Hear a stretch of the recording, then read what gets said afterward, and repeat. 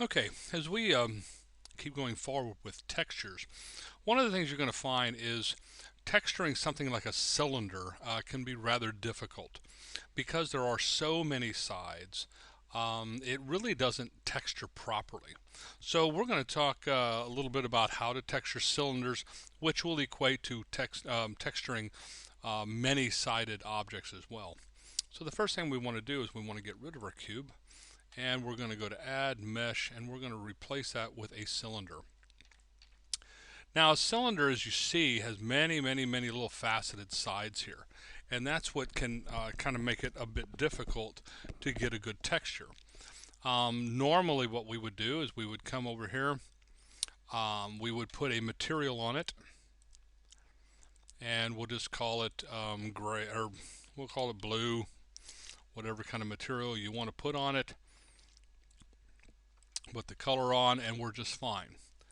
Then from here we would add a texture.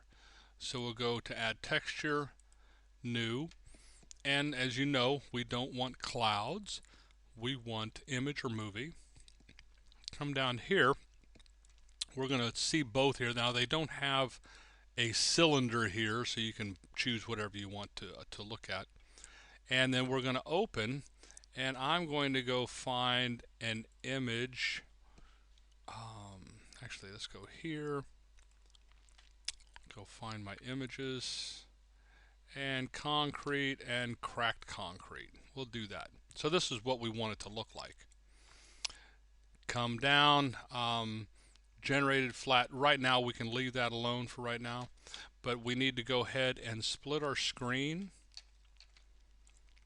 and get our UV image editor. And from here, we know what image we want, so we don't even have to do a new one. It should be right here in our menu option. It's quite large.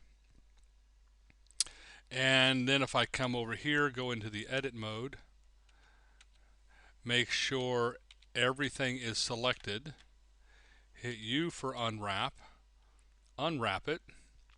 We see that it looks like it's unwrapped. We need to go to our texture mode, and we can see it on here. And if I go out of here into the object mode, you see it looks really nice on top, but because of all the sides, it kind of just bleeds out. It really doesn't look well at all. So this is going to be one of those things. What we're going to have to do is we're going to have to pull this apart at the seams, so to speak. So let me just get out of here. And what we're going to do is we're going to come over here with our texture. We've still got a material on it, just so you can see. And what we're going to do is we're going to pull this thing apart at the seams. So I need to be in the edit mode, and I'm going to make sure nothing is selected.